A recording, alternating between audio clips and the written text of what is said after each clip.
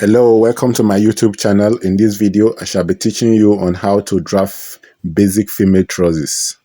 The amount of material that will be required in this drafting is about 2 yards of material, precisely 1.7 yard, depend on the bigness, between 1.7 yard to 2 yards.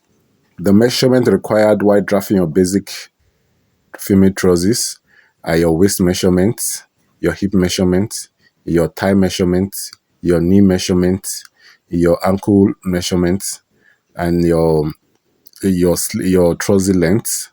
These are basically the horizontal measurement. Then from the vertical measurement, you need your waist to your hip.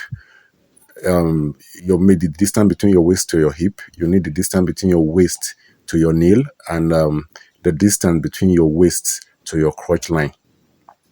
The crotch depth can be calculated or measured. We start our main drafting by imputing all the old vertical measurement. We start with the waistline. From the waistline, we measure 40 inches downward, which this measurement is going to represent the hemline. Then from there, the next thing we are going to do is to impute your crotch depth. Your crotch depth can be divided. You can use the hips divided by 3. What I normally do is to divide by hip by 3. I have a hip of 36 divided by 3. I get 12. So that is my crotch depth, which then that line represents the crotch line. The next thing I'm going to impute is my knee line, which I'm going to take the midpoint between the distance of the crotch line and the ankle line. So when we take the midpoint, we go up towards the crotch line by 2 inches and rule. That is your crotch, and that is your knee line. So the next thing we are going to do is to impute our hip line. The hip line is usually 2 inches away from the crotch line, or if you want, you can measure from the waist to the hip, which is usually 9 inches. Depend on the person as well. It varies. In some people they are 8, some is 9, some is 9.5. So in my measurement is 9 inches. The vertical lines are now placed. The next thing we are going to do is to start inserting all the horizontal measurement on the vertical line. We start with the hip measurement. The hip is 36. We divide it by 4. We get 9. So we impute it there on the crotch line. Remember, then we also measure that 9 inches on the waistline and rule a vertical line that connects the 2 points together. After this, we go to the crotch line and extend it by 2.5 inches. Or we mark, then connect that 2.5 inches with your curve rule, or you can use your ruler. If you don't have, you follow this method I'm using. Look for the midpoint of both line or both intercepts. Then you curve it. You use your pencil to curve it. This method is good for those people that does not have French curve. So this is your curve. This is it. If you've gotten this, that's you see that gradually your trousers is coming to shape. So the next thing you're going to do after this, now after you've gotten this curve, is to find the midpoint. If you find the midpoint, then take that same find the midpoint, mark. If you find the midpoint, you mark. Then that same marked point, what you are going to do is you take it to the knee line, you mark, and you take it to the hemline and mark. Then connect all these 3 points together, forming a straight line, as shown in the video. If you are yet to subscribe, please kindly subscribe to our YouTube channel. Like, comment on the comment section. There is some important notice you need to know, that while you are drafting a trousers, that the front pattern is usually smaller than the back pattern. You don't put allowance on the front pattern. All the whole allowance is being placed on the back pattern. So the back pattern is usually bigger. Then the crotch line of the fronts of the back pattern is usually 0.5 inches lower than that of the front pattern. So these are things that you ought to know whilst drafting a pattern. Back to what we have been doing. So you find the midpoint. When you've gotten the midpoint, you rule that line. So from this line now, what the next thing you shall be doing is imputing all your all your readings.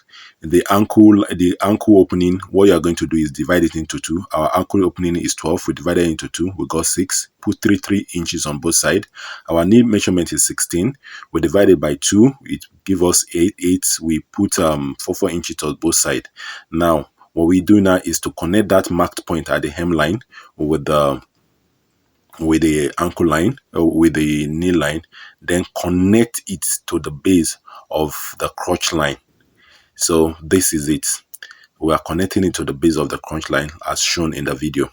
So you go to the other side as well. If you go to the other side, you do the same thing. So normally what we do in this point is that sometimes you can correct that part you're saying. You see that is a bit curvy. So sometimes you can, if you like, you can make it straight from the hemline to the crotch line. So the next thing, you go to the other side, do the same thing as well. Like you join the marked points together. If you've done that, then you come to this line. You see that in that close to that crotch line, you see the cross extension. You find the midpoint. When you find the midpoint, you come in by 3/4 inch. I mean, it's not 8 inches. Then you rule a line. If you rule a line, join them so that you can have a curve. This method is basically for people that does not have hip curve. Like me, I don't have hip curve and hip curves, but I'm still making my illustration accurately.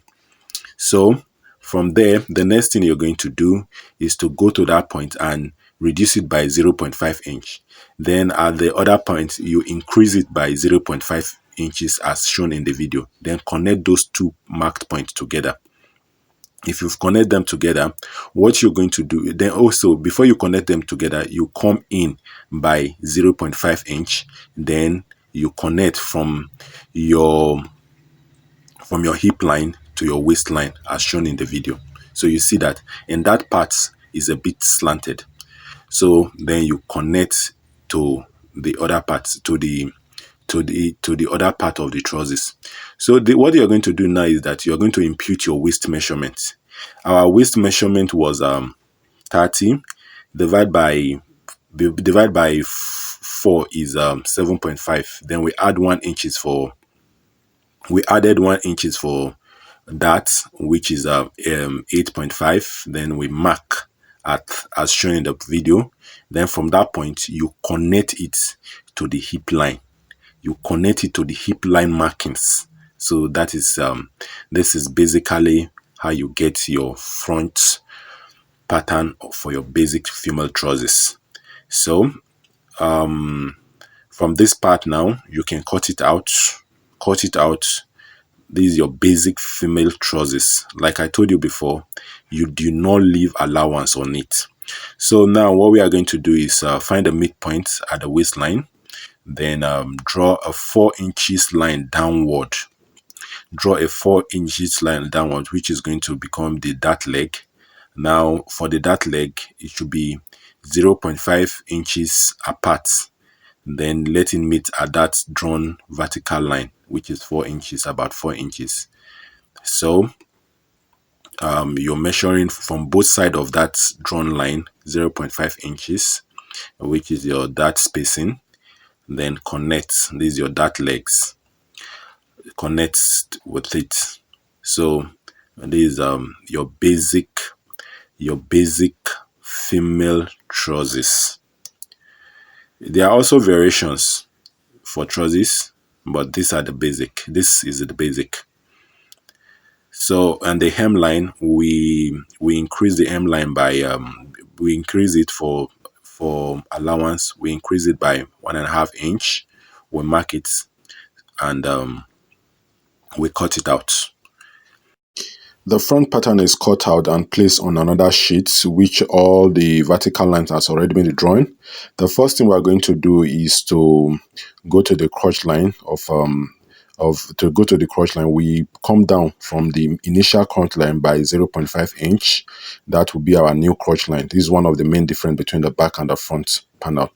So on that new crunch line, we're going to be extending it by 2 inches, depending on how big the boot is going to be. You can make it 2, you can make it, if the boot is bigger, you can make it 3 inches. So that is that. So then on the knee line, what you're going to be doing is to extend it by by 1 inch. That means when if you extend it by 1 inch, then the allowance there is 0.5 inch each. Then on the other side, you are doing the same thing there. Then come in at this point by 1 inch as shown in the video.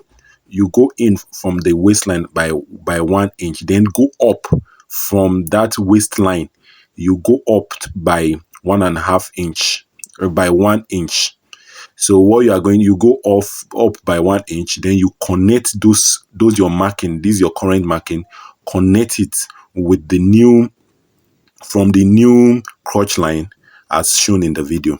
Then if you've done that, you will now connect this high point to the base of the waist, which what you are going to do is that get your waist measurement.